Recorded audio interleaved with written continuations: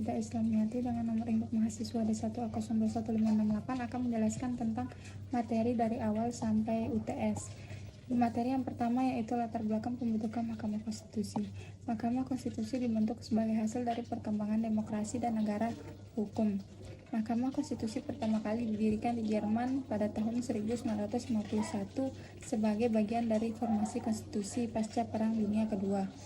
Kedudukan fungsi wewenang Mahkamah Konstitusi, kedudukannya itu adalah sebagai lembaga negara yang mandiri dan bebas yang memiliki kekuasaan penuh dan eksklusif untuk mengadili sengketa tentang hasil pemilihan umum. Terus fungsinya itu adalah untuk menjaga supremasi konstitusi dan melindungi hak asasi manusia. Selanjutnya yaitu wewenang. Wewenang konstitusi adalah mengadili sengketa tentang hasil penilaian umum, perselisihan tentang hasil perhitungan suara, perselisihan tentang keabsahan hasil pemilihan umum, dan sengketa antara lembaga negara yang kewenangannya diberikan oleh konstitusi. Mahkamah Konstitusi terdiri dari 9 orang hakim konstitusi yang dipilih oleh DPR dengan masa jabatan 5 tahun dan dapat dipilih kembali hanya 1 kali. Terus habis itu karakteristik hukum acara Mahkamah Konstitusi: yang pertama, proses yang cepat dan efektif; yang kedua, terbuka untuk umum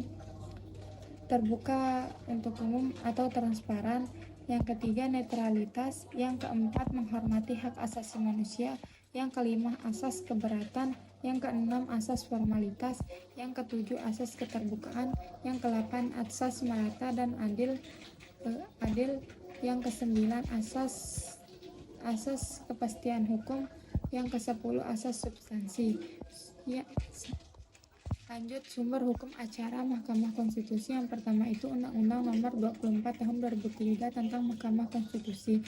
Yang kedua, Peraturan Mahkamah Konstitusi Nomor 1 PUU 6/2008 tentang tata cara penyelesaian sengketa hasil pemilihan umum presiden dan wakil presiden. Yang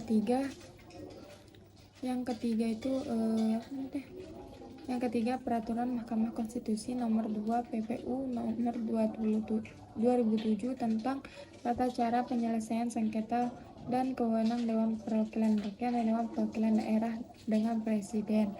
Yang keempat itu Peraturan Mahkamah Konstitusi Nomor 3 PUU.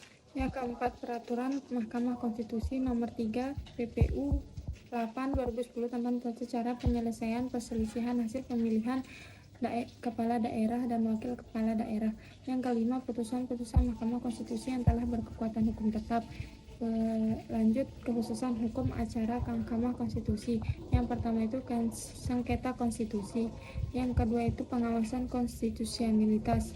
Yang ketiga itu pengujian undang-undang. Yang keempat itu proses persidangan. Yang kelima itu proses putusan Mahkamah Konstitusi.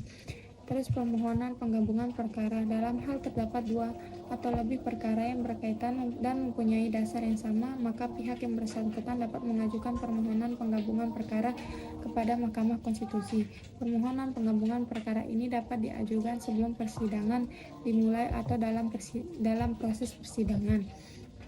Terus itu ada beban pembuktian. Beban pembuktian adalah perkara yang diajukan ke Mahkamah Konstitusi berada pada pihak yang mengajukan permohonan.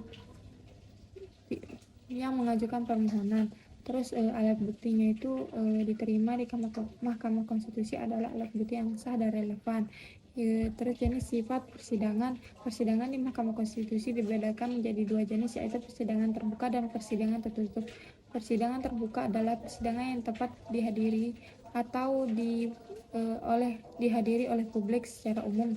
Sedangkan persidangan tertutup adalah persidangan yang dihadiri oleh pihak-pihak yang terlibat perkara tersebut. Terus sifat persidangan di Mahkamah Konstitusi adalah formal dan tidak formal. Selanjutnya jenis-jenis putusan. Putusan pengujian undang-undang. Yang kedua, undang-undang dinyatakan tidak konstitusional.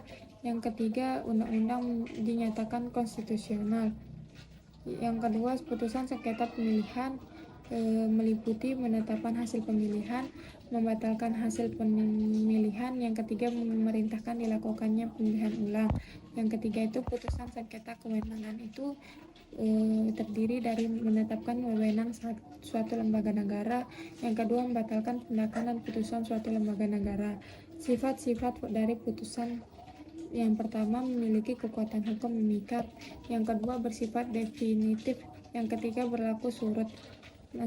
Setelah itu tata cara dan tertib persidangan di Mahkamah Konstitusi. Yang pertama itu sidang Mahkamah Konstitusi terbuka untuk umum kecuali ditetapkan sebaliknya. Yang kedua, persidangan diawali dengan pembacaan identitas para hakim dan para pihak yang hadir.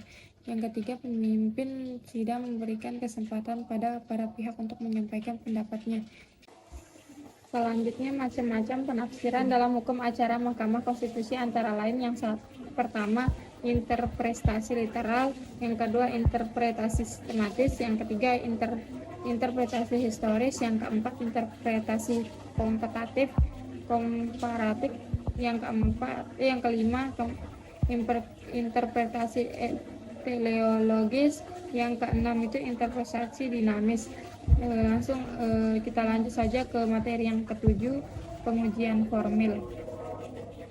Pengujian formil adalah suatu proses pengujian terhadap prosedur atau tata cara pembuatan suatu produk hukum seperti undang-undang, peraturan pemerintah, peraturan daerah, dan peraturan perusahaan untuk memastikan bahwa proses pembuatannya telah sesuai dengan ketentuan yang berlaku. Pengujian formil ini bertujuan untuk memastikan bahwa prosedur pembuatan suatu produk hukum telah dilakukan dengan benar dan sesuai dengan ketentuan hukum yang berlaku. Dalam melakukan pengujian formil, Mahkamah Konstitusi memeriksa beberapa hal, antara lain yang pertama itu prosedur pembuatan produk hukum, yang kedua itu kompetensi pembuatan produk hukum, yang ketiga itu materi produk hukum. Jika Mahkamah Konstitusi menemukan adanya pelanggaran dalam proses pembuatan produk hukum, maka produk hukum tersebut dapat dinyatakan tidak sah atau batal demi hukum. Kita lanjut ke materi yang ke-8 tentang pengujian material.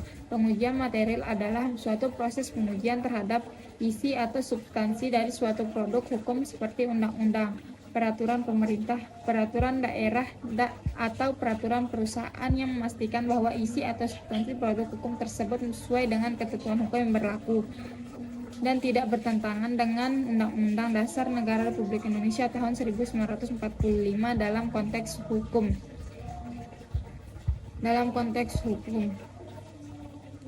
Pengujian material dilakukan untuk memastikan bahwa produk hukum yang dibuat tidak bertentangan dengan ketentuan hukum yang berlaku.